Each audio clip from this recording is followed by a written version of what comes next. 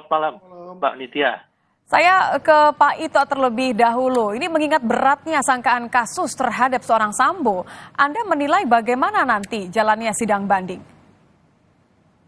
Yang pertama memang pelaksanaan sidang KKEP terhadap Ferdi Sambo ini, Mbak ya, ini merupakan satu sidang yang tidak lazim seperti biasa ya.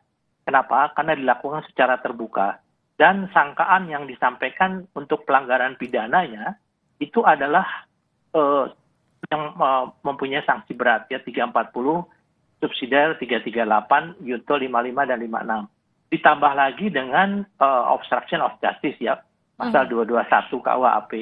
Jadi kalau menurut saya, pendapat saya, pertimbangannya pertama dari sanksi hukuman yang diduga dikenakan kepada yang bersangkutan itu cukup berat ya.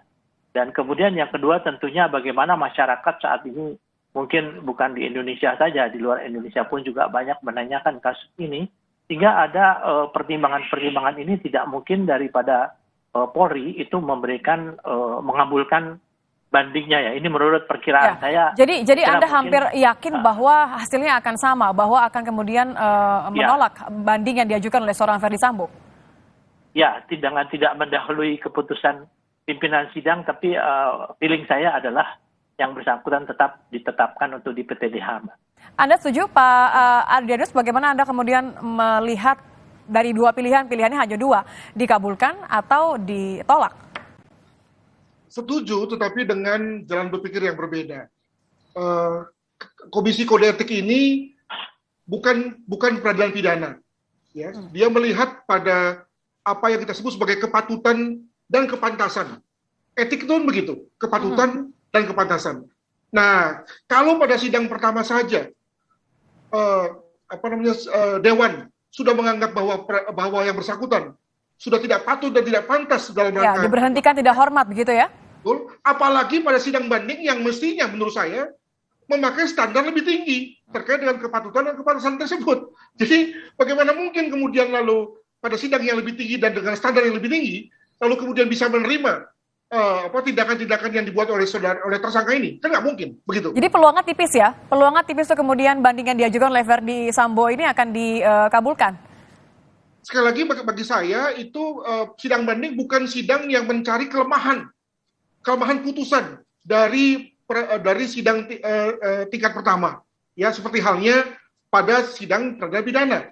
Nah pada konteks komisi etik justru yang terjadi adalah esensinya adalah bahwa pada tingkat banding ini justru dipergunakan standar yang lebih tinggi.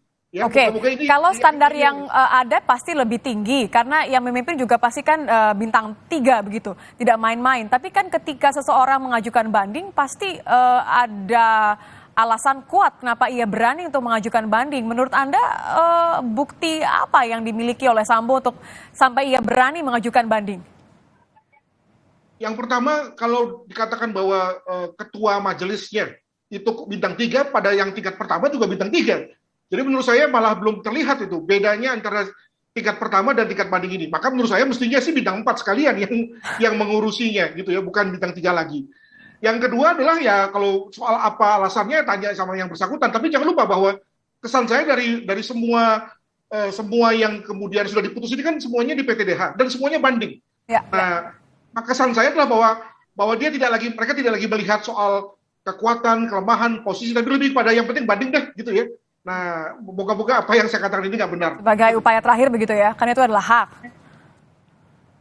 Ya, saya ke Pak Ito. Pak Ito, kalau Anda kemudian melihat biasanya pertimbangan-pertimbangan akan selain tadi masyarakat memiliki perhatian yang sangat besar sejalannya kasus ini, kemudian juga ada pihak-pihak lain yang mengajukan banding. Pertimbangan apa yang kemudian akan menjadi krusial nanti di sidang banding? Yang jelas ya, Mbak Nitya, itu adalah peran yang bersangkutan itu adalah sebagai pelaku utama.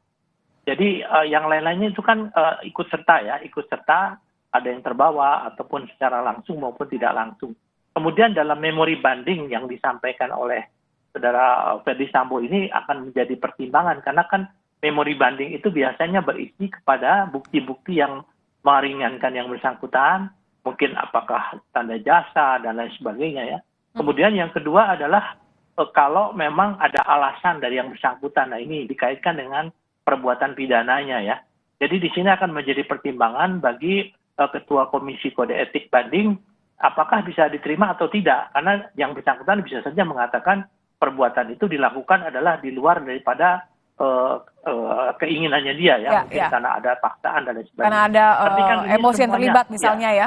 Betul. Tapi kan tentunya pimpinan dari komite kode etik bandingnya ini juga akan mempertimbangkan dari berita acara pemeriksaan yang sudah dibuat untuk kasus pidananya. Jadi bukan hanya dari perbuatan yang dilakukan untuk obstruction of justice. Karena itu kan dilakukan setelah dia melakukan tindak pidana.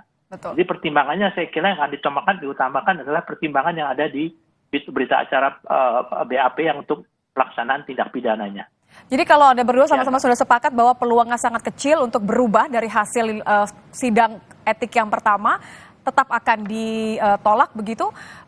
Keputusan di tingkat banding nanti memiliki kekuatan hukum yang tetap, Pak Ito. Tapi Kapolri punya hak kemudian untuk meninjau kembali, menganulir hasil sidang banding. Seberapa persen ini akan terjadi dan apa alasannya? Tapi saya mohon untuk dijawab nanti usai jeda, Pak Ito. Dan saya akan minta tanggapannya Pak Adrianus usai jeda di Kompas Malam.